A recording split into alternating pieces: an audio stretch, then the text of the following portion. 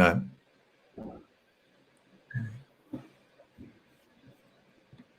Good evening, and thank you for joining us this evening for MPA Talks.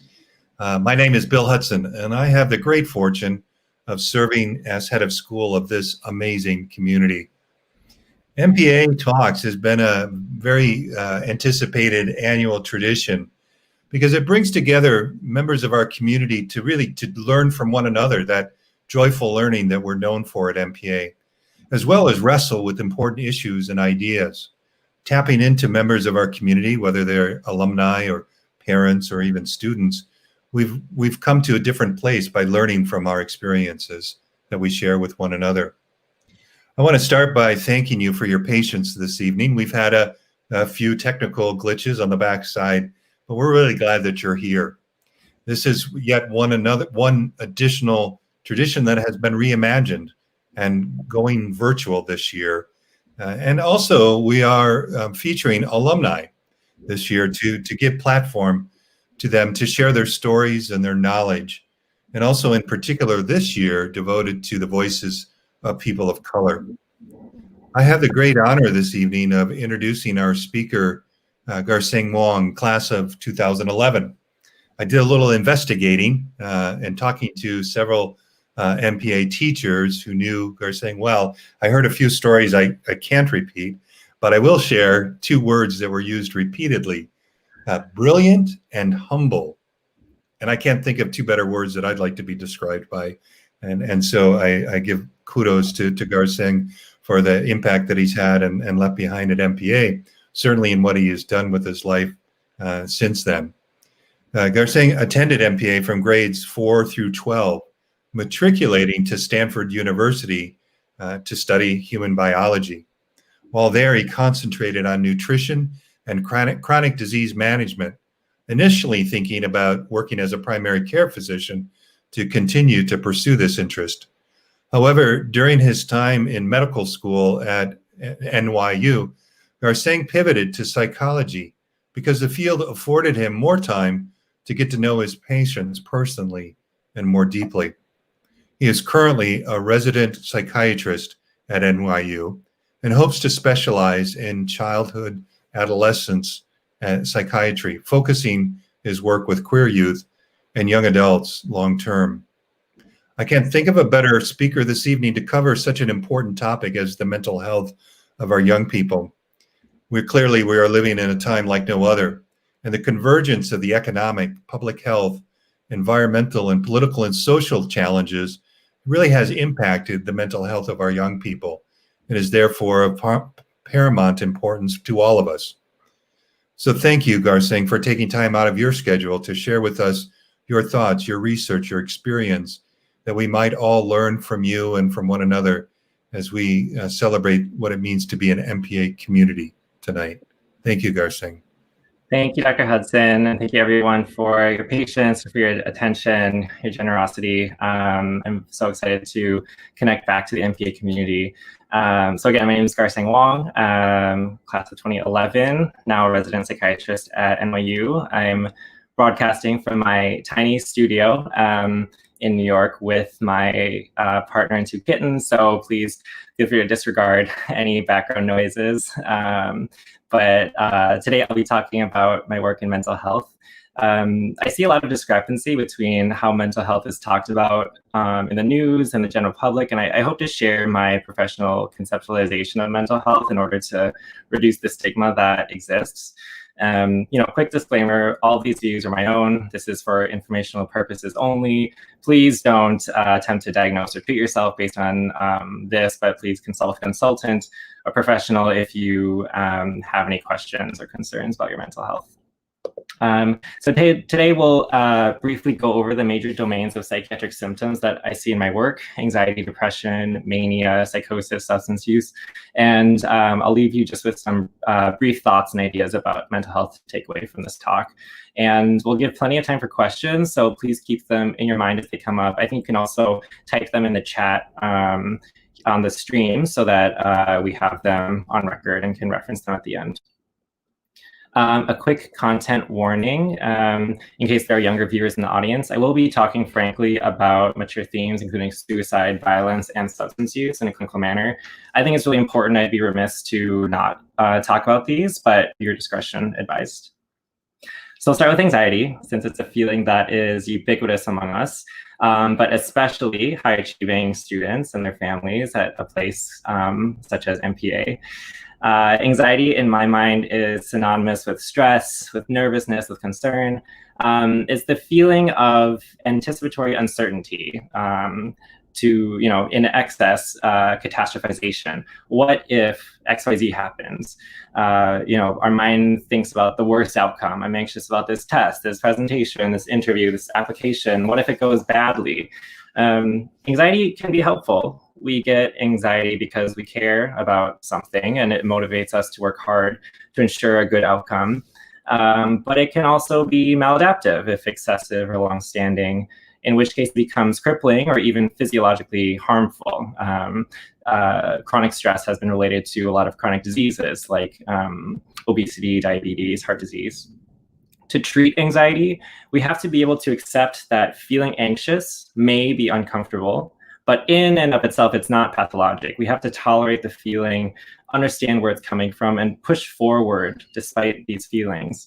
The effective forms of treatment are things like exposure and response therapy, which in a gentle, progressive way, forces a patient to confront what's making them anxious and realize the consequences of those what-if statements, and really plan around that. Avoidance fosters more anxiety because we don't address the source. And unfortunately, I wish this weren't the case, but medications are minimally helpful because they're a form of avoidance. They help us. We yearn for them to make us feel better, but we, again, don't deal with the source of anxiety. In addition, a lot of the medications for anxiety carry a high risk of addiction. I'm thinking benzodiazepines like Klonopin, Xanax, Ativan, etc. They might be appropriate in the short term and only in the case of excessive debilitating anxiety, but only to the extent that it alleviates the burden enough so that you can face your anxiety head on. Ultimately, I want you to take away that anxiety is a feeling, not an illness. And I tell my patients this all the time, that I really shy away from medicating feelings away for all of these reasons that I mentioned. So next, I'll talk about depression, which is often said in the same breath as anxiety, but it's not the same thing. I want to show a short illustrative clip. Jesse, have you ever laid on your side, facing away from the television, listening to a friend's marathon? It's raining outside, and you're wearing double socks. Yeah, let's do that. There you go, Sugar Plum. Oh, I'm sorry, I'm just so comfortable. That's okay. Let go of everything.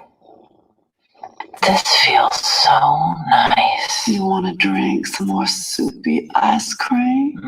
Okay. Yeah, that's right. How about another blanket? I should get up. It's kind of weird to be in bed in the middle of the day. No, it's not. Oh, you're a little heavy.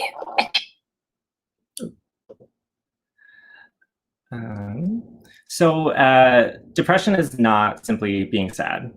In people without depression, it's normal for one's mood to change, and you don't always need to be happy. Likewise, it's actually appropriate and expected to be sad in reaction to saddening events. A major depressive episode, on the other hand, is being down alongside a collection of other neurovegetative symptoms, as listed here, for a prolonged period of time, which incapacitates you. It's really physiologic. It's a biological condition. The heaviness, the feeling of being caged and weighed down, the fatigue, lack of motivation, not really caring for yourself, inability to concentrate, even hopelessness and suicidal ideation. It's when sad feelings become so debilitating in this fashion that someone could benefit from professional help, whether it's therapy, medications, or a combination. It's important to talk about suicide because while it's a relatively rare occurrence, it is the second leading cause of death among young people. And unfortunately, psychiatrists are neither mind readers nor fortune tellers. We cannot predict suicide, but rather we can conceptualize the level of risk of suicide based on the intensity and the extent to which someone is planning. And we work specifically to identify and change the risk factors that we are able to change, such as psychiatric symptoms that I'm going to be talking about today. A couple of myths. Talking about suicide does not plant the idea or increase the risk of suicide. If someone is thinking about suicide, they're likely scared to talk about it, and offering that space to openly discuss it without stigma not only can be therapeutic, but can be life-saving because it enables them to talk about how to keep themselves safe. Going off of that, people who feel suicidal often are very ambivalent. They're suffering so much so that they, feel like it might be better to end their life. At the same time, they likely have a lot to live for. These feelings come in waves, so helping someone stay safe when it's most intense can save their lives. It's a myth that you can't stop someone from feeling suicidal. Along the same lines, most people who are thinking of suicide want help, but they might be scared of what others think because of the shame about talking about suicide. And as such, they might show signs of suffering in more subtle ways and often highly appreciate when someone notices the signs and reach out. We think of suicide as a permanent solution to a temporary problem. And my job in working with these folks is to impart that message and try and instill hope in people. As a friend or a loved one, the best thing you can do is, if you're concerned about someone who's thinking about suicide, is to give them that space to talk openly about it without judgment and connect them to professional help if they need it by reaching out to a crisis text line, seeing their mental health provider, or going to the emergency room for immediate help. Just want to give a quick shout out to Crisis Text Line. It's an accessible means to anyone who feels like they need to reach out. Just text 741 741 and you'll get someone to talk to over text. Quick shout out to my fellow alumnus and dear friend Laurel Schwartz for all her amazing work with this organization, as well as everyone who's in the mental health space helping folks out. I want to move on to mania, which is the hallmark of bipolar disorder. It's simultaneously hard to ask about or describe in words and very hard to miss when you see it in front of you because you can literally feel the energy that's radiating off someone. Again, another short illustrative clip. It just feels like my entire body is like being tickled. what a thing to say. What a weird thing. No, but like really, like I just feel like my entire body is like wired up. Like there's just so much energy, like all the way from like my head to my toe, and I'm on 700 milligrams of Seroquel a day, so I shouldn't feel this much, but I'm feeling so much, and it feels so good, and I don't want it to stop. So mania is like depression, a physiologic condition, and it's marked by a syndrome that includes high energy with sleeplessness or racing thoughts, flight of ideas. It's also accompanied by increased activity, often with impulsive behaviors. These are folks who effortlessly stay up all night doing things for days on end because they literally don't feel the need to sleep. They're so wired up, as was shown in the video. Most people feel really good when manic, and that makes getting them to treatment even harder because comparatively they feel lethargic and depressed when they're quote unquote normal. True mania lasts, again, for days on end, which separates bipolar disorder from someone who has quote unquote mood swings that can change within hours. Again, reiterating, it's normal for people, it's expected for people to feel a range of emotions. And so it's, again, hard to parse out mania when you're just talking about it. People with bipolar disorder have both manic and depressive episodes, but actually spend more time feeling depressed than manic. Manic episodes occur periodically. Most people I've seen who are inadequately treated, my general intuition is, I would expect maybe one episode of mania a year. 4 times a year or more is considered quite frequent, although there are, of course, cases of ultra-rapid cyclers that can switch mood states even faster than that. But this is relatively uncommon. And a lot of people I've seen are misdiagnosed with bipolar disorder because it's hard to ask about. There are all these misconceptions about, yeah, quote unquote, mood swings. And this is actually really harmful because it leads people to receive incorrect treatment. Depression is treated very differently when it's bipolar depression compared to what we call unipolar depression or major depressive disorder. Okay, so I'm really excited to talk about psychosis because this was the original impetus for this talk. I was at a Halloween gathering talking to someone and sharing that I'm a psychiatrist, at which point they said something to the effect of, oh, so you work with psychos, like serial killers? I love the Halloween movies. And so I spent time talking about what psychosis actually is, and it got me thinking about what do people really think about mental health symptoms in the lay public. Hint, this psychosis, and in general, it's not used to describe, mass murderers or violent people, etc. These are two self-portraits from artist Brian Charnley, a painter who suffered from schizophrenia. And he, in the series, experimented with painting a series of self-portraits at different doses of his medication to illustrate the inner experience of schizophrenia. So on the right, he wrote, as an accompaniment, "My mind seems to be thought broadcasting, the delusion that other people can hear your thoughts, very severely, and it was beyond my will to do anything about it. I summed this up by painting my brain as an enormous mouth acting independently of me. I feel I am always divided against myself by myself. Again, the nail in the mouth expresses my social ineptitude and an inability to socialize, which makes me a target." Tragically, during this series, he did die by suicide, likely from the suffering he experienced when he was symptomatic and undertreated. Again, a short illustrative clip of someone with schizophrenia.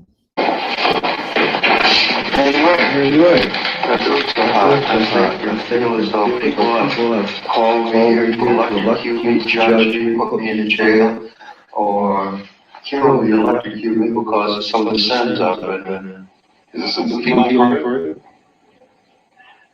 The main thing is don't get excited with the thing is because it's not a new feeling, no. I'm scared of people. It's very frightening for you, though. Feels like you're ready to kill. I'm so scared I can tell you that picture's got a headache. I'm scared of people. I really want that part to sink in because when you think of schizophrenia, I really want you to think that these are disenfranchised folks who suffer for much of their life from such intense fear of what they're experiencing. Psychosis describes a loss of touch with reality. The core of it is something we call aberrant salience, the idea that someone undergoing psychosis takes in the same information from the outside world, but they ascribe more meaning to it, whereas those without psychosis don't pay attention to things that don't relate to us. For example, one might believe that their thoughts are being read by other people through a chip in their brain because when they think of something sensitive or personal, they notice a stranger look their way. And why would this person be looking at me like that if they couldn't think my thoughts or they couldn't read my thoughts? Whereas, I walk down New York City all the time and people glance at me because I'm a person walking past them and I don't make anything of it. So, this is kind of one illustration of how psychosis can emerge or form. And psychotic symptoms, when I think about that, I characterize them by delusions, which are fixed false beliefs that can include grandiosity, feeling that you're a particularly special person or you have special powers, hyper-religiosity, kind of going along with maybe you think you're Jesus or, God reincarnate, etc. Paranoia, persecutory delusions, the thought that someone is out to get you or targeting you. Ideas of reference, so literally thinking that, if you're watching TV or listening to a song or reading a book, that the thing that you're consuming was literally made for you and is talking about you as a person, not simply, oh, I resonate with this song because, it validates what I'm feeling. Thought broadcasting, so the idea that your thoughts can be read by others or heard by others, or thought withdrawal, that your thoughts are being stolen out of your head by other people. People with psychosis can also undergo hallucinations, so sensing things that aren't there, hearing, seeing, tasting, feeling, smelling, sensory stimuli. Illusions are similar, but it's more of a misinterpretation of something in the environment. So, for example, if someone with an illusion sees a curtain, flapping from a breeze, they might have an illusion that it's actually a ghost or a bird that's going to fly into them or something. And then patients with schizophrenia specifically also have what's known as a thought disorder. Essentially, their thinking is not logical. It doesn't follow a straight path. It can be windy, it can be blocked. That can lead them to say and do strange things. And there can be a lot of underlying causes to psychosis. Schizophrenia is described as a primary psychotic disorder, and it's characterized by a chronic, progressive source of psychosis that's not explained by other things. However, drugs, other psychiatric conditions like depression and mania, as well as medical conditions, can also cause symptoms of psychosis. In this clip of a patient with schizophrenia, you will also notice other features. Flat affect. So despite all the distressing things that he was saying, he really didn't show any emotion. There was no change in his affect or his emotions that reflected, all the stress that he's feeling. They can also have a lot of social withdrawal, lack of interest or motivation, etc. The piece I want to really impart is that psychosis should not be confused with sociopathy or psychopathy, which are sometimes used to describe particularly violent people. These two terms we actually don't use in psychiatry. It falls under the realm of antisocial personality disorder.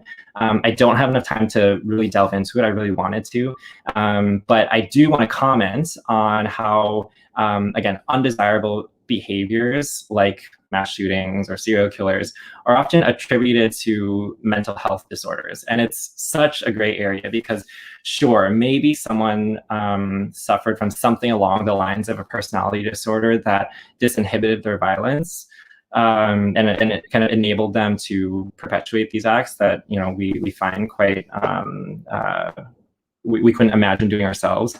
But it's important to note that sane people do bad things too. And attributing crimes to mental health perpetuates the stigma that keeps people from talking about it and from seeking treatment for mental health concerns. So I really want you to be mindful of the impact of saying things like, oh, he must have been crazy or, had psych issues, etc.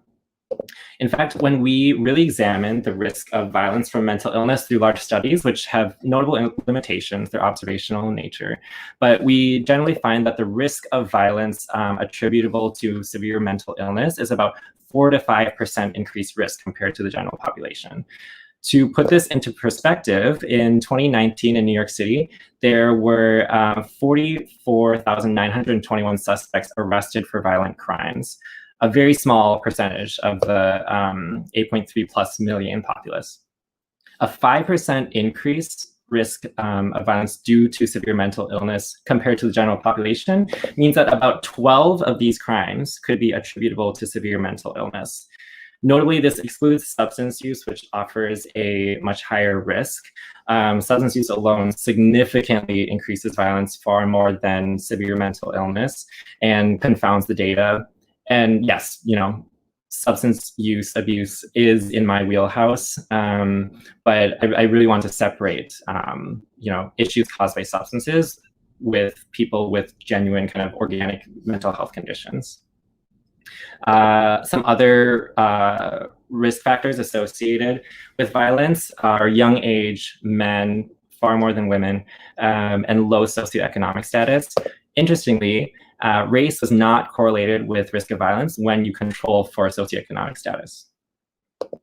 So a key takeaway I want you to internalize is that people with mental illness are much more likely to be the victims of violence than the perpetrators. Again, I want you to think of the clip of the patient with schizophrenia. That man was genuinely scared for his life because of all the distress that he was suffering from. People with schizophrenia are 700% more likely to die by homicides, 7 times the general population, but only 5% more likely to commit violence themselves. So in the interest of time, I won't talk about drugs much, but I'll just say that drugs are bad. They can cause a lot of distress. They cause a lot of psychiatric symptoms that land people in the hospital. And I want to note in particular that alcohol, sometimes it's not considered a drug or it's not considered a serious drug, but it causes so many issues: violence, suicide, impulsive behaviors, addiction, accidents, and it really ruins lives way more than quote unquote harder drugs that are not nearly as common.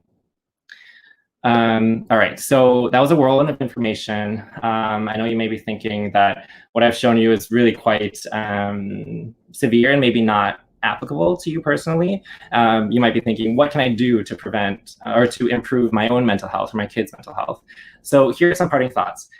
Feelings are how we communicate with ourselves. They are informing us about the consequences of our behaviors, and they drive future behaviors. So it's important to pay attention to them and name them so that you can better understand yourself and the effects of your behaviors, no matter how old you are. Unfortunately, our society imparts the message that feelings get in the way of productivity, but I've seen the reverse, that not paying to your feelings, just constantly working through and not taking care of yourself, lets your distress really bubble over until you're so impaired that you can't function anymore. At which point it's unfortunately stigmatized to seek mental health care, because then you're seen as weak, damaged, mentally ill. Just think of, what that conjures up in you right now. That needs to change, frankly. Our mind constantly works unconsciously. All of our thoughts and behaviors have a psychological basis that is derived from how we learned to navigate the world. And it's most often learned behaviors at a very young age before we even understand the world. These behaviors become really ingrained and carry through the rest of our lives, which is why therapists like to delve into childhood events as a means to get you to understand yourself better. The mind also actively resists efforts to make the unconscious conscious again, which is why it's hard to change your behaviors, especially on your own, even when these behaviors are not serving you effectively. Which is why everyone can benefit from therapy, particularly mental health providers themselves. Everyone has their blind spots about themselves, which stem from the unconscious. And therapy is all about understanding your feelings and behaviors with the help of a professional to point out these unconscious things to you, make them conscious again, so that you can ask yourself, is this how I want to be? It's not only good for when you're not doing well. It's an important piece of staying well, much like exercising, eating well. So I encourage you to think about whether therapy is right for you. If anything, it can be an exercise of curiosity to better understand why you think and behave the way you do. All right, so with that, I want to thank you again so much for your time, your patience with all the technical, the unexpected events, as my dear friend, Mrs. Stacy, shared with me.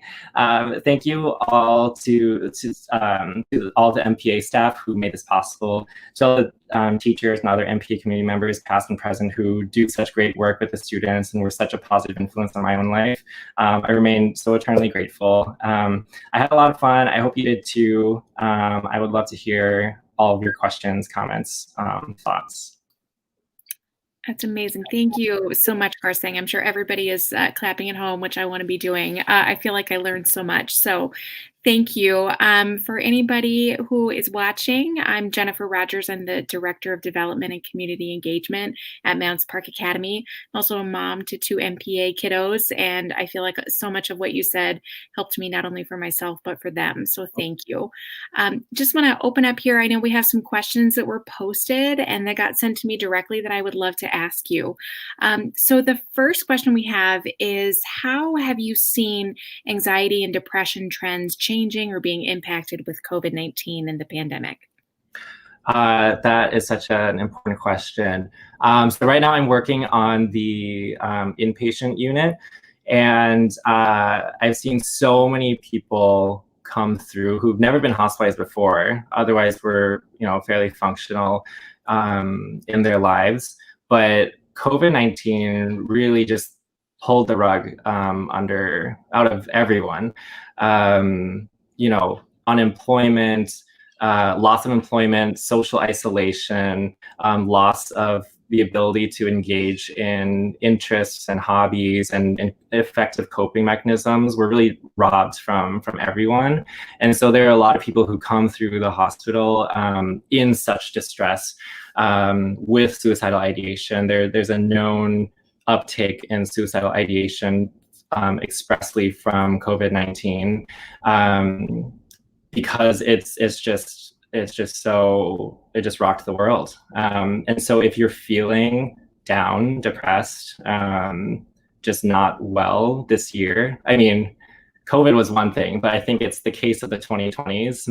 One of my supervisors likes to call it the syndrome of the can't evens, when it's just one thing after another. It's not stopping. You know, we can foresee the terrible things that may come by the end of the year. So I hear you. I understand you. Your feelings are totally valid. This is a year that really rocked the world. And so, again, name those feelings, accept them, don't shy away from them, and ask yourself, do I need more help? Do I need more support? And how can I find that? Amazing. Thank you. Thanks for sharing your thoughts on that. So moving on to the next question here, as parents, what are the most important things that we should be doing to create safe environments for our children and really supporting them during times of need? Sometimes they're young, right? They can't even communicate themselves or can't name it. How can we support them at home? Yeah, that's a great question. I am really looking forward to being kind of formally trained in child psychiatry, but unfortunately, I can't say I have much experience working with children. I think leading with good intentions is kind of first and foremost the best thing you can do. Providing a space for your child to express themselves as the comment mentioned, it might take time. They might not know how to, but at least putting in the effort to ask them how they're doing, offering that space, providing them with a safe environment at home where they can express their feelings, tolerate any distress that is coming on from, stress at school, stress with friends, stress at home. I think is really the best thing you can do. Yeah, that's great. Thank you. I know we had a second question here too, really about even small children. I'm curious if you've got any resources or things you might say just about maybe healthy habits, healthy mental habits, especially right now, probably with the pandemic. Hi, Jenna. She was one of the really guiding figures in my development. I was in a theater troupe called SOS that she led. And so I just want to say, hi, I see you. Young children are tough because they don't necessarily have the words to describe themselves. So I'm not going to go beyond my scope. I can't say I have any expertise. I don't have research off the top of my head. But yeah, I think it's important to recognize, as you said, that young children have a hard time expressing themselves, but body language is everything. So really paying attention to that. And yeah, I wish I could be more helpful, but I'm going to be totally really honest that I don't have that expertise. Yeah, no, thank you. Maybe a follow-up question that comes to mind for me even is, how about anybody in our lives? If we have a partner, if we have a dear friend, a family member, somebody that maybe we're worried about, what are some of the best ways for us to open up those conversations and support them and let them know that we're there? Mm-hmm. I think even just saying that, I'm here for you. I want to, if you want to talk, I'm here for you, or even just asking, hey, how are you doing? Oftentimes I, as a psychiatrist, reflect, it seems like things aren't going so well. I just want to check in with you. How are you really? And giving them a space, and also allowing that, people need the kind of space and time to be forthcoming with their feelings on their own time, because they are really intense. They can be really intense to not only feel, but then kind of reiterate and revisit to someone else. But the best thing you can do is ask the question. And, you know, as we learned in school, use I statements. Hey, I see you. I'm kind of concerned. It seems like you're not yourself. What's going on? That's so helpful. Thank you. I would love to hear about really just your own journey at MPA and as an alum, as a grad. You know, were there things while you were at school that sort of maybe you can look back now and see how it led you to where you are today and what that was like? Yeah. School is tough. Hi, Mrs. Stacy. I'm not gonna lie. I put a lot of pressure on myself, and I think I'm finally kind of reckoning with it. That, I mean, I'm very grateful of where I am today, of all the support that my parents afforded me, and all the teachers, you know, providing that supportive environment. But people at MPA, I think, are at higher risk of being very high achieving because it's such high expectations are placed on you. And I was pretty unhealthy. I did a lot of all-nighters, put a lot of pressure on myself, did not sleep very well. Back then we had Power School for grades, and I would kind of check my grades consistently or like obsessively. And I would really stress out if I like didn't do well on something. And like, did it get me to where I am today? Maybe, or sure, yeah. Could I have done so in a healthier way? Probably. So I think my message to folks, especially those in high school who are kind of going to be looking forward to college, which is an even higher stress, higher pressure environment, take care of yourself. You know, it's not going to be the end of the world if you don't get an A, or if you don't join a million clubs. You know, even if you want to be, you know, something really lofty, like being a doctor, it's really hard to get into med school these days. I think one thing I want to impart to young folks is like, say no to things, set your boundaries, and you know, be real with yourself of like, is this something that I really want to devote my time and energy to? Because you only have so much time and energy, and you really need to give some to yourself. So, you know, sleep, enjoy friends, take time to like relax and recoup, do the best you can, and things will turn out okay. I love that. Thank you. Thanks for sharing that. I think we've got a great question to end on here that really piggybacks on with what you were just saying. So the incredible Miss Stacy is wondering, what's your favorite mindfulness activity, right? So thinking about grounding yourself and all of those healthy activities. Are there things teachers can do, you know, in the classroom to help students, things that maybe are just a few minutes daily, things you would recommend?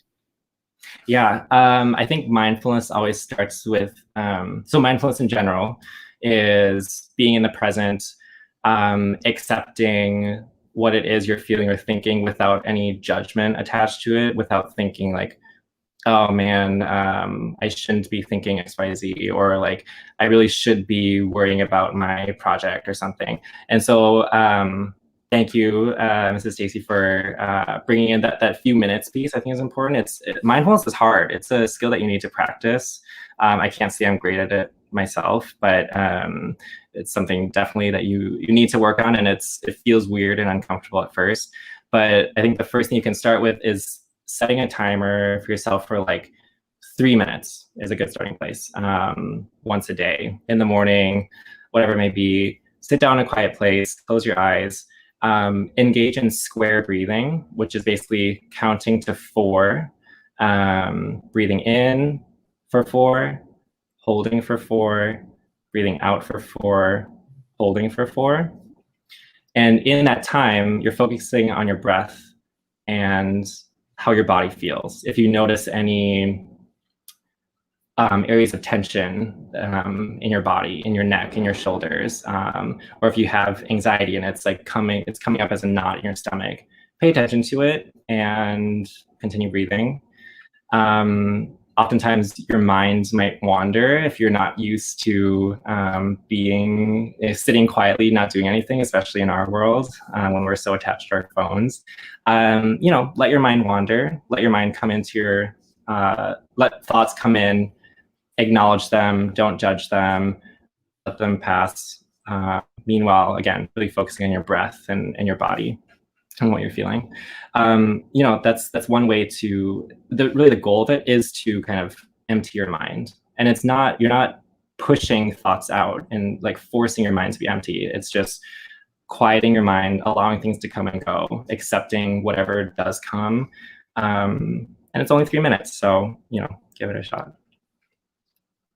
That's fantastic. Thank you. Thanks for sharing that. I hope that was helpful for everybody. I know it was helpful for me, and I'm seeing lots of kudos and thanks to you, and I want to echo that.